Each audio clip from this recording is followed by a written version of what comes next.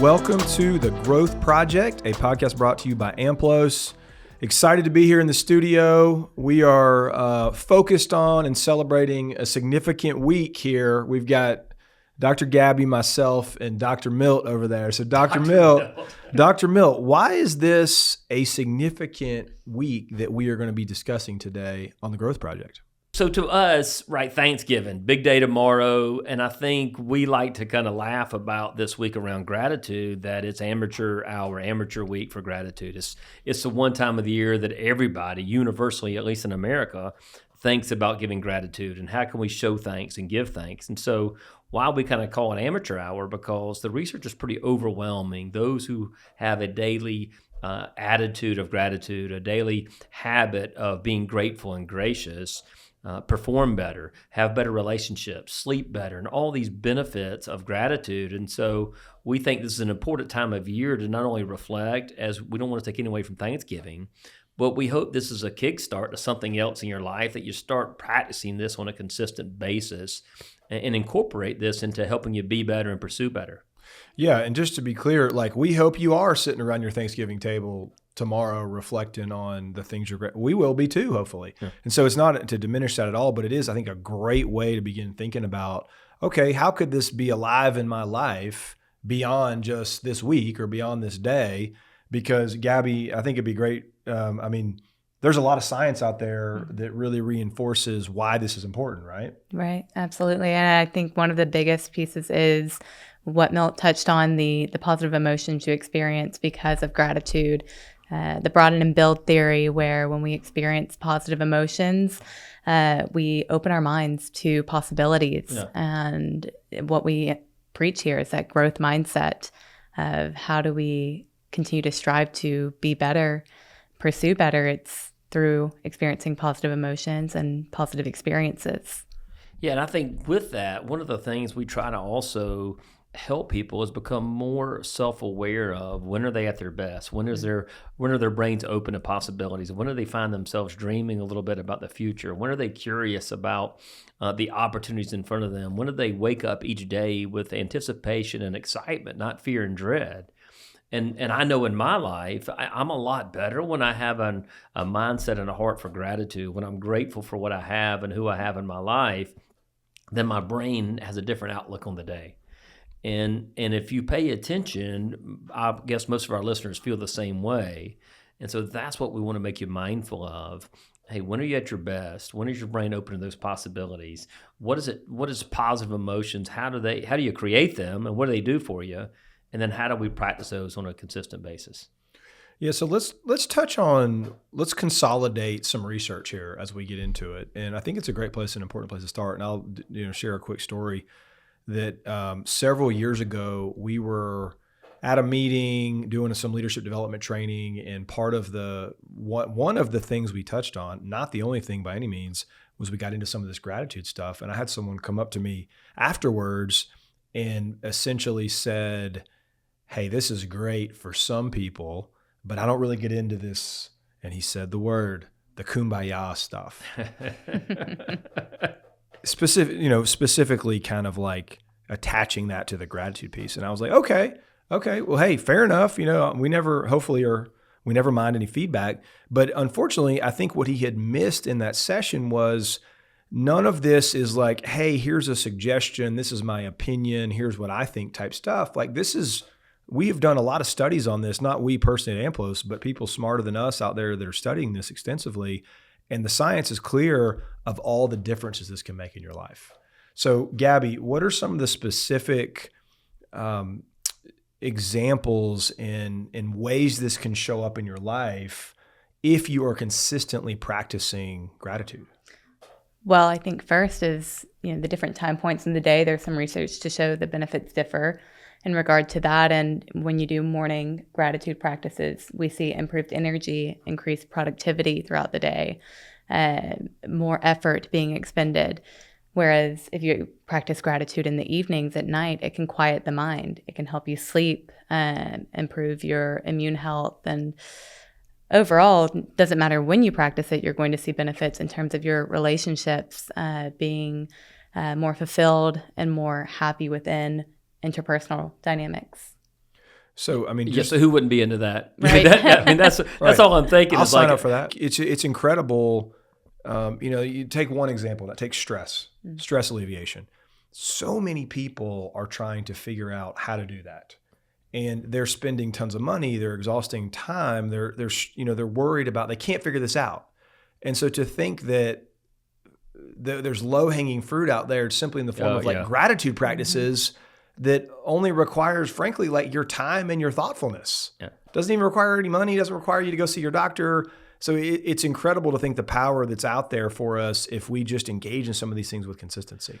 And consistency is the key. How many people have you recommended write down 3 things you're thankful for each day, and they start off with like 2 or 3, 4 days, they start feeling a little bit, and they quit doing it. Yeah, that's right.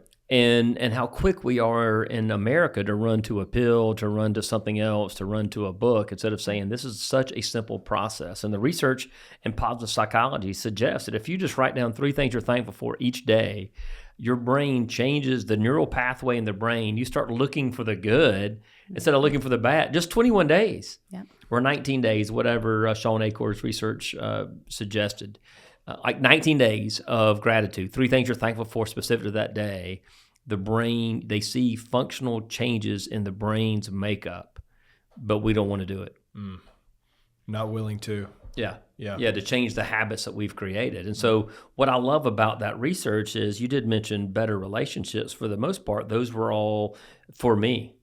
So gratitude and that piece benefited me, improved my performance, improved my mindset, improved my outlook. The benefits of gratitude and being grateful and gracious, what does that impact on relationships, Drew? What kind of impact does gratitude have on our relationships and relational health? Well, I think one of the clear things it does is you show up to relationships in a better place to value the other person well, care about the other person well, not make it about you. And those are certainly ingredients that make relationships healthier typically. So I think if you're showing up to a relationship with a mindfulness of, man, like I'm thankful for this person. I'm thankful for the opportunity to be in this place with this person. I mean, especially like I think all of us and probably many of our listeners, there's more than one person in our life that you can't show up and have a conversation with them for, you've lost parents, whatever it might be. So I think when you walk up to that relationship with already kind of your starting line is a place of gratitude, everything goes better. Yeah, and just the neurochemistry behind it, Gabby. And so when I show up with a heart of gratitude, what neurotransmitter are we producing there? It's oxytocin. Yeah, which is the bonding hormone.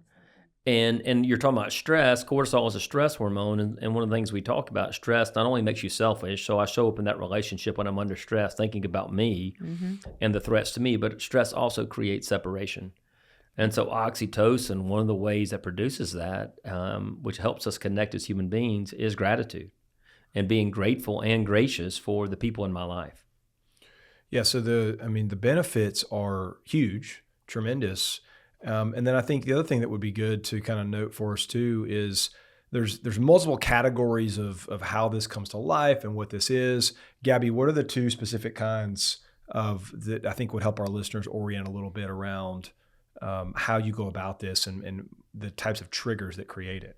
Right. So first you have your benefit triggered gratitude where something good happens and you're able to express a thankfulness for that. It's your reaction to a stimulus. Whereas the second is more of a general gratitude where it's this broader sense of gratefulness for the life that you're living, the things that you're experiencing. And quite frankly, the broad gratitude tends to be much harder to display in your life than the benefit triggered. Because when we have something good happen to us, whether that be a job promotion or you get a gift from a spouse and you weren't expecting it, and it's easy to be grateful in those moments. Yes. But in the day-to-day, when you're just going through your routines, what can you be grateful for? And that's where I think a lot of people struggle. Well, I think go back to Robert Evans and the definition of gratitude. We haven't even talked about that. Is he kind of said, hey, first you got to acknowledge there are good things in my life, and we may want to add there are bad things in my life, because we can talk about gratitude helps increase grit. And you recognize that they didn't come from you, that whatever you believe about this world or other people in this world, that I can acknowledge there are good things in this life. There are good things about me. There are opportunities in front of me. If I can have that mindset of gratitude, that heart of gratitude, then all those benefits we mentioned take place. I guess the most simple, basic definition of gratitude that I've heard that I really lean on is wanting what you have. So you just make the choice to want what you have. And there's freedom, we talk as human beings, to want what you have. And Drew, you mentioned the holidays can be such a difficult time. So the general gratitude can be that much more difficult when I've experienced some kind of trauma and some kind of loss. And this may be the first Thanksgiving that you have without a loved one. And so that can be really difficult to have a general sense of gratitude when the loss and pain is so great. But how might gratitude help, Drew? I'll throw that to you real quick. How might gratitude help us deal with grief in a little bit different perspective? Yeah, those are tough.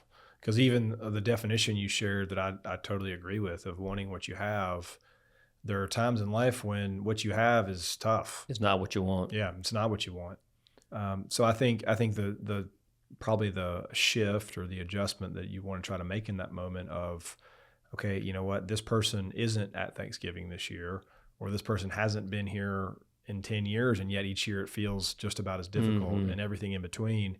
I think what you got to try to do is instead of focusing on the fact that they aren't there, what can you celebrate in the way of memories? You know, what can you celebrate in the way of, hey, this person had this impact on my life. This person had an impact on the lives of all these other people. I think it's trying to focus on what no one can take away. I always say to people like, hey, although you can't make new memories with this person, no one can ever take away the ones that have already taken place. Yeah. But to be, there's no easy way around that. No. It's just hard. No, and I think we can all have different experiences in our life that are really difficult, but one of the things gratitude does is it increases our grit. And so if we can be thankful for the good things in our life and the bad things, we can be thankful for who we have and thankful for who we had in our life. We know that increases our ability to persevere under difficult times, to demonstrate some resilience, to have hope in moving forward. And I think we would never take away your permission to be human or grieve, but understanding, Drew, I love the way you looked at it, that I can be thankful for the memories while still grieving the loss. Yeah, and those are tough, and we're sensitive to the fact that, the kind of the common cultural notions around Thanksgiving, and then heck, Christmas is going to be here soon. There's so much of just the shine of that, I guess you'd say. Yes. And there's a lot that comes with it that isn't so shiny, is how I would describe that. Yeah, and I think those expectations, gratitude helps increase joy. Those expectations take away joy, especially if we're hurting or suffering or struggling. And I think that's why gratitude is so important. Practice the right way can help you have some sense of peace around where you are and who you're with in those moments. Right. So, Gabby, let me throw one to you here. We've said that the general gratitude piece tends to be the tougher. If you're walking up to a store and someone's kind enough to hold the door for you, most people are going to say thank you. That's benefit triggered because I didn't have to open the door on my own. But the general one is one that we struggle with. What are some of the reasons that you have found that people have a difficult time committing to that?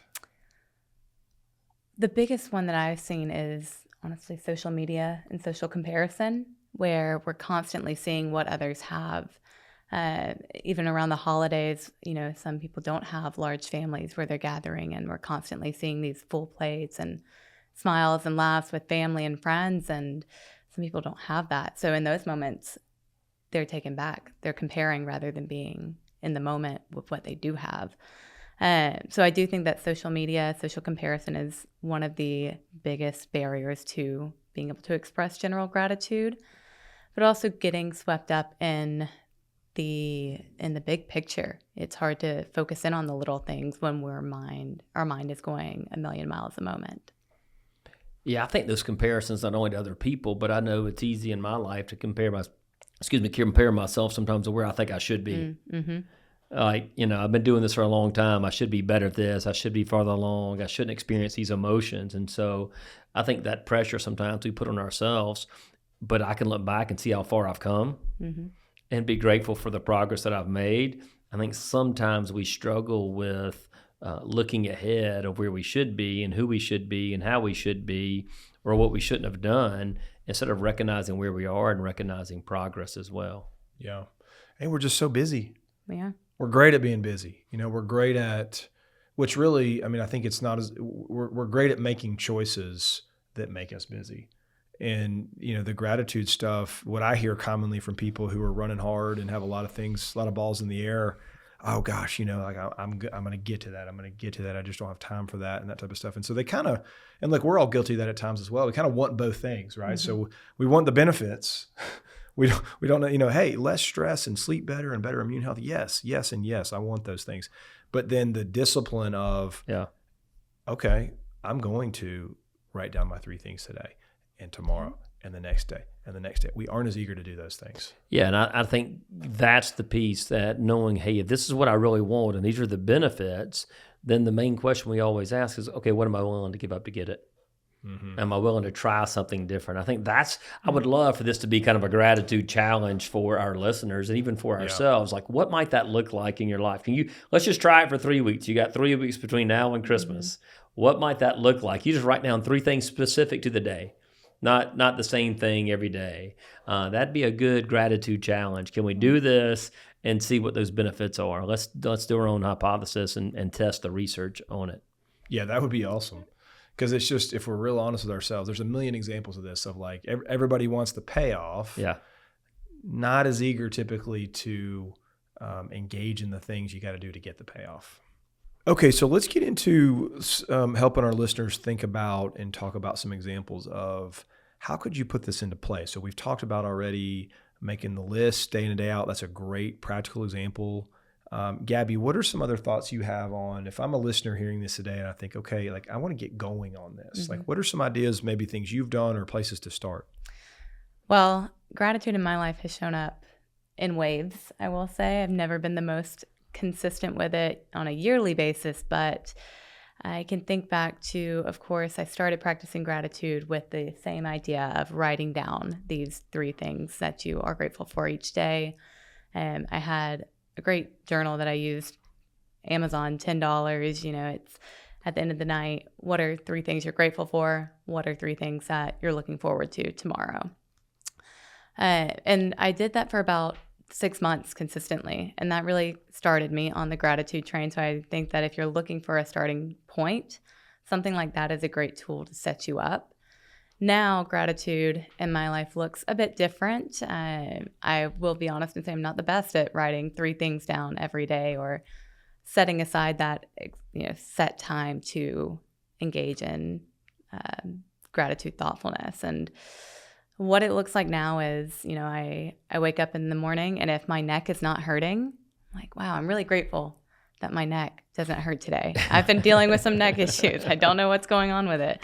But that initial body scan and saying, wow, I'm grateful that my body feels good today, that I can start the day without pain, something small. And then at the end of the day, I come home, and I will say my boyfriend does a great job of this, where he will ask me, what went well for you today?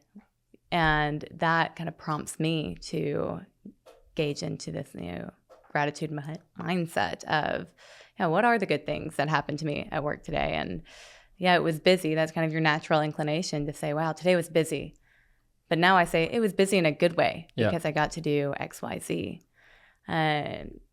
So it shifted a bit away from the formal structured, I'm writing things down, into more of a practical, on a daily basis, do I feel good? And then at the end of the day, what did I do good today? Yeah, I love that. I think to me, even the response earlier, like we're so busy, my response is always, it's good to be busy, right? It beats the alternative. And so just trying to reframe that. But what I hear, Gabby, you've done, and what we've tried to do is we're training our brain to be mindful of the things we're grateful for in our life. And so it's the little things throughout the day.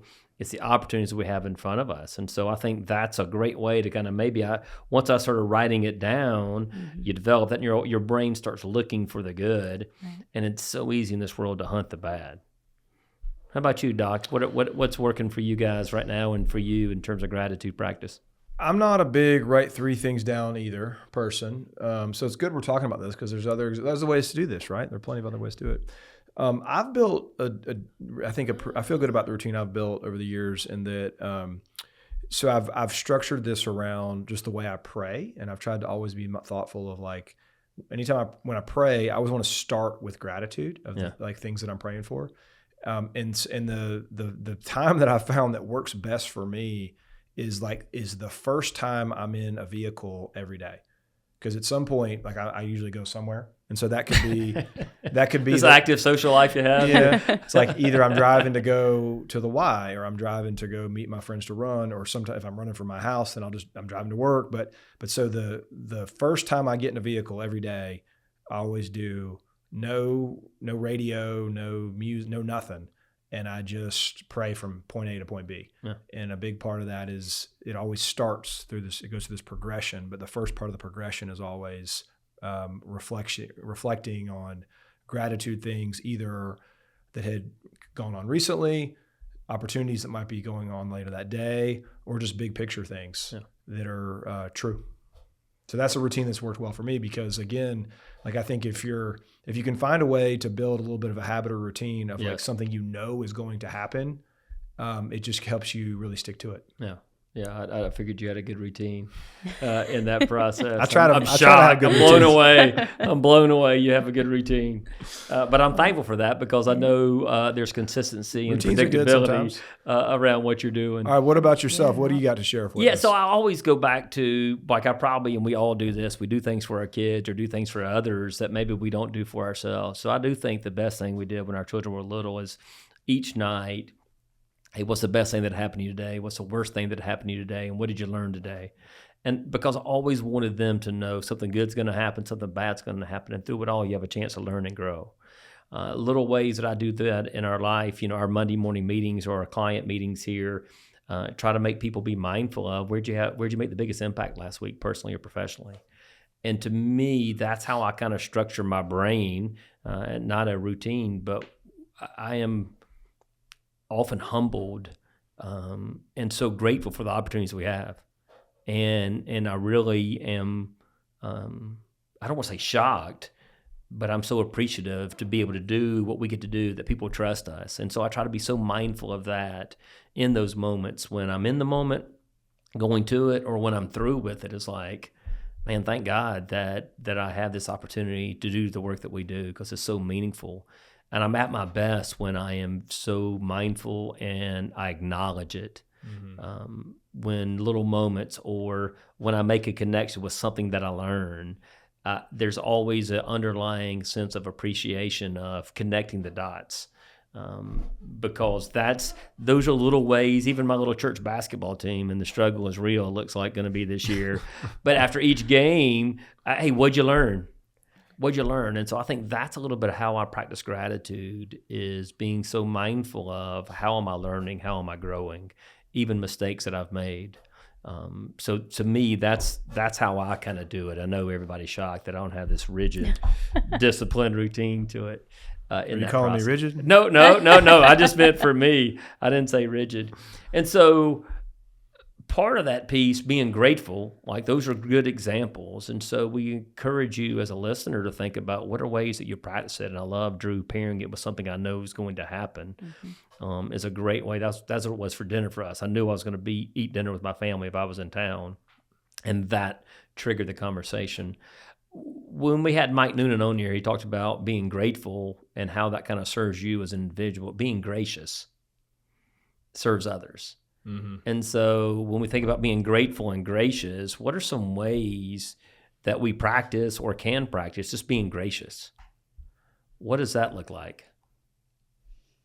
Curveball here. Gabby, thoughts? Wow. Well, okay, I'll get one. Yeah? I'll get one, but it's coming to you next, so don't delay. I'll be prepared. Don't delay in your brainstorm there. I think a real practical way to be gracious is, and you've heard us say this on the podcast before, but just to afford people positive intent. Yeah. To just, to try to create a mindfulness and a mentality of like, okay, I'm going to choose to not see this in a way that frankly puts us both in a bad spot. Yeah. Because it introduces tension, potential conflict, that type of stuff. Like, hey, I'm going to assume positive intent that although this might have looked this way, I'm not going to jump to any conclusions. I'm going to ask good questions. I'm going to give the conversation an opportunity. Like, I feel like that's, and like, let's face it, there are situations in life where that person you're affording that to might not objectively deserve that at any given moment. And so I think that's an example of how we can be gracious. Really good. Yeah, those labels set limits on our ability to connect and on their growth and ours. When I think of being gracious, I think of giving people the space to have those negative emotions. You know, we've talked a lot about the importance of positive emotions and expressing gratitude. And when I think of being gracious, it boils down to this idea of somebody may be having a hard day, and it can be really hard to express gratitude when everything around them seems to be going wrong. And allowing them that space to not be grateful and not hit them with toxic positivity is what I call it, where, you know, maybe you've had a really rough day and your friend, your spouse comes at you and says, okay, well, it could be worse. Yeah. That is the opposite of gracious in my mind. It's, wow, yes, that is a really tough day you've had. And just leave it there. Yeah. Let them have that moment. Later, you can go down the path of gratitude. But I do think that, you know, gratitude is something that we've preached as being positive, but there's also a moment of gratitude for acceptance of what is happening in the present moment. Yeah, I think kind of, to me, being gracious in that is the gift you can give is being present in their pain. Mm-hmm. And it's so easy to minimize someone else's pain, especially your children's. Mm. And so being gracious, just to be present in it, knowing we can't take it away, I think that's a great example of being gracious. I think, to me, the gratitude is probably easier. Sometimes I think it's harder to be gracious. Mm-hmm. You know, I think sometimes we don't express the kind thoughts, the kind words. We aren't willing to be vulnerable with those we love or show that appreciation. And so while, you know, for me, I can have great thoughts about my family, so to speak. And then when I go home, for some reason, the words don't come out and the emotions don't show up the same way. And so being grateful kind of, again, serves me, but being able to practice that and express that and go back to the love languages. I think a way to be gracious is love people the way that they feel loved. Mm-hmm. And being mindful. And that means I got to know their heart, as you were saying, Drew. I got to not label them. Mm-hmm. Is another great way in that process. And I think the last maybe piece I would speak on around gratitude and being gracious. And I just think about, we were talking about Thanksgiving and those holidays being difficult. Thanksgiving is a really hard one for me because it was a tradition that was so awesome for my family. And then when my parents divorced, the tradition quit. And for years, it's been really difficult for me to enjoy Thanksgiving, holding on to what it should be or what it was. And so I think one of the last things that I would mention about being able to be grateful and gracious is just forgiveness. Practicing forgiveness, understanding forgiveness, that I don't let the things I can't control me, which sets me up to be grateful for what I have and who I have, not what I don't have and who I don't have. And so those are some ways I think being grateful and gracious, you can tie those together and hope that if you are struggling during these seasons, that you can focus on some gratitude, focus on some being gracious, but also focus on forgiveness. Awesome. All right, well, I know we need to move toward kind of wrapping up for today, but I think hopefully we've laid out some practical ideas and a challenge for our listeners. So to think about, how can you put this into play? Did we say 20? What did you say? It's either 19 or 21 days. I can't remember what Sean Acor said in his research. It's 21. 21. We'll go with 21, yeah. Gabby. Okay. That's about, so Thanksgiving is going to be what, November I don't even know, 27th? 27th, 28th. And so we're almost to Christmas, so 2 days before Christmas. Most importantly, get started. Yeah. You know, start somewhere, get going.